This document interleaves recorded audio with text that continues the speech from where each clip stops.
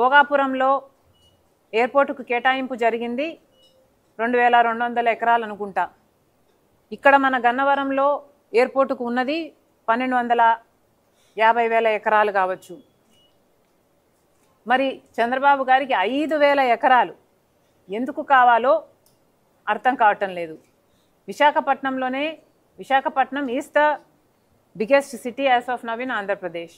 విశాఖపట్నం భోగాపురానికే 2200 ఎకరాల ఎయిర్పోర్ట్ ఉంటే మరి అమరావతికి 5,000 ఎకరాలలో ఎయిర్పోర్ట్ అవసరమా? అంత బిజినెస్ ఇక్కడ ఉందా? అంత ట్రాఫిక్ ఇక్కడ ఉందా? ఇప్పటికే ఇప్పుడు ఉన్న ఎయిర్పోర్టుకు గాను వస్తున్నది కేవలం 90% ఆఫ్ ద ప్లేన్స్ ఆర్ ఏటీఆర్స్. ఏటీఆర్స్ అంటే అర్థమవుతుంది కదా, చిన్న ప్లేన్లు, బొమ్మ ప్లేన్లు లాగా ఉంటాయి. కనీసం మనిషి కూర్చున్నాక కాలు చాపుకుందామా అంటే అసలు పొడుగ్గా ఉంటే మనిషికి కాలు కూడా పట్టవు దాంట్లో. అలాంటి ప్లేన్లే వస్తున్నాయి. చంద్రబాబు గారికి, పవన్ కళ్యాణ్ గారికి, లోకేష్ గారికి వాళ్ళు కమర్షియల్ ప్లేన్స్లో ట్రావెల్ చేయరు కాబట్టి తెలియకపోవచ్చేమో అని చెప్తున్నాము. సార్ ఇక్కడికి వచ్చేవి అన్నీ మోస్ట్లీ 90% ఏటీఆర్సే. ముందు అది బాగు చేయండి. ముందు ఇక్కడున్న ఈ ఎయిర్పోర్ట్లో ఉన్న ప్లేన్స్ కండిషన్స్ని బాగు చేయండి. ఇప్పుడున్న ట్రాఫిక్కి, ఇప్పుడున్న ఫ్లై చేసే ట్రాఫిక్కి, ఈ జనానికి మీరు మేలు చేయండి. పక్కనే కొత్త ఎయిర్పోర్ట్ కూడా కడుతున్నారు. ఆ ఎయిర్పోర్ట్ కంప్లీషన్ కూడా ఇంకా కాలేదు. ఎప్పుడు ఎయిర్పోర్ట్కి వెళ్ళినా దాని మీద పనులు జరుగుతూనే ఉంటాయి, కానీ ఇప్పటికీ డెలివరీ కాలేదు. ఏదైనా అవసరం ఉంటే ఇప్పుడు ఉన్న ఎయిర్పోర్టునే ఇంకొంచెం విస్తీర్ణం పెంచుకోవచ్చు. కానీ అదేదో పనికే రానట్టు, ఇప్పుడు అది అవసరమే లేనట్టు మళ్ళీ 5,000 ఎకరాలలో కొత్త ఎయిర్పోర్ట్ కడతామని చంద్రబాబు గారు అంటున్నారు. సబబేనా? ఇక 2,500 ఎకరాల్లో ఏమో స్పోర్ట్స్ సిటీ అట.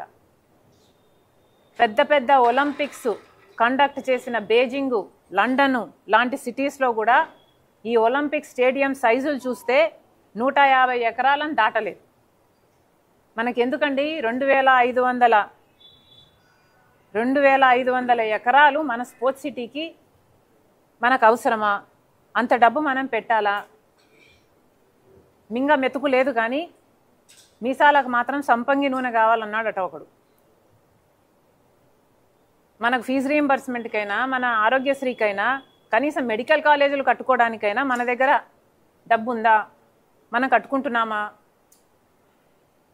మన దగ్గర బేసిక్స్కే డబ్బు లేదు కదా. చంద్రబాబు గారు మళ్ళీ ఆలోచన చేసుకోవాలి.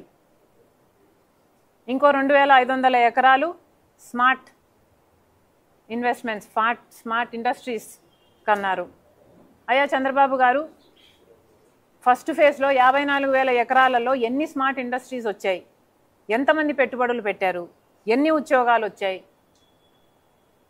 54,000 ఎకరాలలో ఏదైనా స్మార్ట్ ఇండస్ట్రీస్ వచ్చి డెవలప్మెంట్ జరిగిందా? మరి మీరు ఫస్ట్ ఫేజ్లో మీరు ఏ స్మార్ట్ ఇండస్ట్రీ పెట్టనప్పుడు సెకండ్ ఫేజ్లో 2,500 ఎకరాలలో మీరు స్మార్ట్ ఇండస్ట్రీ పెడతారు అంటే ఎవరు నమ్ముతారు సార్? చంద్రబాబు గారు ఆలోచన చేసుకోవాలి. ఇటీవల విశాఖపట్నంలో కాన్ఫెడరేషన్ ఆఫ్ ఇండియన్ ఇండస్ట్రీ సదస్సు ఒకటి జరిగింది. దాంట్లో వచ్చిన పెట్టుబడులు చూస్తే మొత్తం 13 లక్షల కోట్ల రూపాయలు పెట్టుబడులు వస్తే మొత్తం 95% of them or 90% of them are in Visakhapatnam. కేవలం 50,000 కోట్ల రూపాయలు మాత్రమే అమరావతికి ఇంట్రెస్ట్ చూపారు. దాదాపు 400 MOUలు జరిగితే కేవలం 35 మాత్రమే అమరావతికి సంబంధించినవి ఉన్నాయి. మరి చంద్రబాబు గారు ఇది కండక్ట్ చేయడమే విశాఖపట్నంలో చేస్తే మీరు అమరావతిని ఎలా ప్రమోట్ చేసినట్టు అవుతుంది? మీరు విశాఖపట్నంలో దీన్ని కండక్ట్ చేశారు కాబట్టి అందరూ విశాఖపట్నంలోనే పెట్టుబడులు పెట్టడానికి ముందుకొచ్చారు. మరి మీకే చిత్తశుద్ధి లేనప్పుడు, అమరావతిని డెవలప్ చేయాలి అని మీకే లేనప్పుడు, మరి భూములు ఇచ్చిన ఈ రైతులైనా లేక ఆంధ్ర రాష్ట్ర ప్రజలైనా మిమ్మల్ని ఎలా నమ్ముతారు? అమరావతిలో ఎంత గ్రోత్ ఉందని, గ్రోత్ పొటెన్షియల్ చూపిస్తున్నారు మీరు. ఇచ్చిన భూములు ఇచ్చారు, భూములు ఇచ్చిన రైతులకే కాన్ఫిడెన్స్ లేదు. మళ్ళీ రెండో ఫేజ్ కింద రైతుల దగ్గర నుంచి మళ్ళీ భూములు ఎక్స్పెక్ట్ చేస్తున్నారు. వాళ్ళకి ఏమాత్రం భరోసా కలిగించకుండానే 54,000 ఎకరాలలో ఫస్ట్ ఫేజ్లో 34,000 ఎకరాలు ఇచ్చిన రైతులకే ఇంతవరకు దిక్కులేదు. రిటర్నబుల్ ప్లాట్లు ఇంతవరకు వాళ్ళ చేతులలో పెట్టలేదు. ఆన్లైన్లో ఉన్నాయంటున్నారు, రిజిస్ట్రేషన్ అయిందంటున్నారు, పేపర్లో ఉందంటున్నారు. కానీ చాలామంది రైతులకి కనీసం వాళ్ళ భూములు ఎక్కడున్నాయో కూడా మాకు తెలియదు అంటున్నారు. ఇది ఎక్కడి న్యాయం అని అడుగుతున్నాం. కనీసం ఆ భూములు ఇన్ఫ్రాస్ట్రక్చర్, కనీసం బేసిక్ ఇన్ఫ్రాస్ట్రక్చర్ అయిన రోడ్లు, ఎలక్ట్రిసిటీలు, గట్రాలు వాళ్ళకు తయారు చేసి ఆ భూములు ఇదిగో మీ భూములు అని 11 ఏళ్ళగా వాళ్ళ చేతుల్లో పెట్టింది లేదు. 11 ఏళ్ళగా వాళ్ళు ఎదురు చూస్తూనే ఉన్నారు, మా భూములు ఎప్పుడొస్తాయని. వాళ్ళకే ఇవ్వలేదు. ఇక సెకండ్ ఫేజ్లో ఇప్పుడు మళ్ళీ భూములు సేకరించడానికి మీరు రెడీ అయ్యారు అంటే ఈ రైతులకు భరోసా ఎక్కడి నుంచి కల్పిస్తారు? మీరు ఏ కాన్ఫిడెన్స్తో మీకు మళ్ళీ రైతులు భూములు ఇవ్వాలి? మీరు ఫస్ట్ ఫేజ్లో సేకరించిన భూముల్లో డెవలప్మెంట్ జరిగితే ఆ డెవలప్మెంట్ను చూసి మా భూముల్లో కూడా మా భూములకు మంచి రేట్ వస్తుంది అని రైతులు అనుకోవడం తప్ప, ఆ బెనిఫిట్ వాళ్ళు కలగడం తప్ప, అదేది వాళ్ళు ఆశించకూడదు అన్నట్టుగా ఫస్ట్ ఫేజే మీరు డెవలప్ చేయక, ఫస్ట్ ఫేజ్లోనే రైతులకు మీరు కాన్ఫిడెన్స్ ఇయ్యక, సెకండ్ ఫేజ్లో రైతులకు దగ్గర నుంచి కూడా మీరు భూమి లాక్కోవడం అంటే ఇది దుర్మార్గంగా మీకు అనిపించటం లేదా? నిజానికి మన రాజధాని విభజన చట్టంలో ఒక భాగం. మనకు రాజధాని కట్టాలి అన్నది కేంద్రం మనకిచ్చిన వాగ్దానం. ఇది విభజన హక్కు మనది అయినప్పుడు ఎందుకని ఈ హక్కుని మీరు నిలదీసైనా సరే సాధించలేకున్నారో చంద్రబాబు గారు సమాధానం చెప్పాలి. విభజన హక్కు రాజధాని అయినప్పుడు 1,00,000 కోట్లైనా 2 లక్షల కోట్లైనా ఇది కేంద్రం బాధ్యత కదా, కేంద్రం కట్టాలి కదా, కేంద్రం ఇవ్వాలి కదా. మరి మోడీ గారు ఏం చేశారు? 10 సంవత్సరాల కింద చెప్పారు, చెంబుడు నీళ్ళు తెచ్చారు, తట్టడు మట్టి తెచ్చారు, శంకుస్థాపన చేశారు. 10 ఏళ్ల క్రితం మన మొఖాన మట్టి కొట్టిపోయారు. ఆ తర్వాత 10 సంవత్సరాలలో కేవలం 1,500 కోట్ల రూపాయలు మాత్రమే ఇచ్చారు. కానీ మాటలేమో మోడీ గారు ఢిల్లీని తలపించే రాజధాని కడతానని చెప్పారు. అసలు రాజధాని కట్టాల్సిన బాధ్యత, భారం నాది అన్నారు. మరి మాటలేమో కోటలు దాటుతాయి, కానీ చేతలేమో గడప కూడా దాటవు. పైసా ఇవ్వడానికి మీకు మనసు రాదు. నిన్న కేంద్ర మంత్రి గారు వచ్చారు, ఒక సభ పెట్టారు. 25 బ్యాంకులు ఒకేసారి శంకుస్థాపన చేశారు. ఇక ఇన్సూరెన్సు కంపెనీలు వాటెవర్ చేసుకుని పోయారు.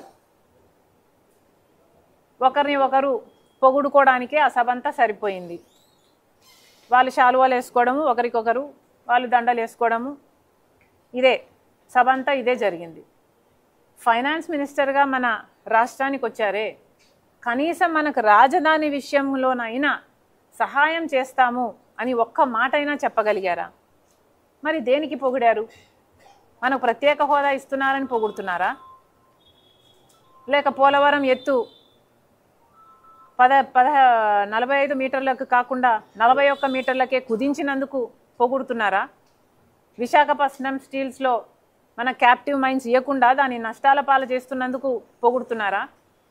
లేక అమరావతికి కట్టియాల్సిన బాధ్యత వాళ్ళదైనప్పుడు నిధులు ఇవ్వకుండా అప్పులు మాత్రమే ఇస్తున్నందుకు పొగుడుతున్నారా? దేనికి పొగుడుతున్నారు? కూటమి వాళ్ళు ఆలోచన చేసుకోవాలి. అసలు మనకి ఏం అవసరం అండి అప్పులు? ఇప్పుడు చంద్రబాబు గారు చెప్తున్న మాట ప్రకారం అయితే 54,000 ఎకరాలకు గాను 91,000 కోట్ల రూపాయలు దాన్ని డెవలప్ చేయడానికి ఖర్చు అవుతుంది అంటున్నారు.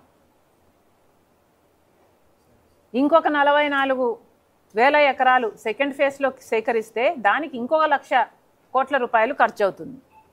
అంటే మొత్తానికి 2 లక్షల కోట్ల రూపాయలు ఖర్చు అవుతుంది. ఈ ఫస్ట్ ఫేజ్ తీసుకున్న 91,000 కోట్ల రూపాయలను తీసుకున్న ఈ ఫస్ట్ ఫేజ్లో వీళ్ళు ఇప్పటి వరకు తీసుకున్న రుణాలు 26,000 కోట్ల రూపాయలు అయితే రుణాలు శాంక్షన్ అయినాయి అదనంగా ఇంకొక 32,000 కోట్ల రూపాయలు, అంటే దాదాపు 60,000 కోట్ల రూపాయలు రుణాలు తీసుకోవడానికి రెడీగా ఉన్నారు. ఆ రుణాలు వస్తున్నాయి. ఈ 60,000 కోట్ల రూపాయలు కాకుండా ఫస్ట్ ఫేజ్ డెవలప్ చేసుకోవాలన్నా ఇంకొక 30,000 కోట్ల రూపాయలు అదనంగా అప్పు తెచ్చుకోవాలి. ఇది ఫస్ట్ ఫేజ్కి మాత్రమే. ఫస్ట్ ఫేజ్కే 90,000 కోట్ల రూపాయలు అయితే ఇక సెకండ్ ఫేజ్కి ఇంకొక 1,00,000 కోట్ల రూపాయలు అయితే అంటే 2,00,000 కోట్ల రూపాయలు అప్పులు తెచ్చి మీరు రాజధాని కడదాం అనుకుంటున్నారా? ఈ అప్పులు మనకు అవసరమా? మళ్ళీ ఈ అప్పులు తీర్చడానికి మళ్ళీ సెల్ఫ్ ఫైనాన్సింగ్ అంటూ మన భూములు మనమే అమ్ముకొని ఆ అప్పులను తీర్చుకోవాలనా?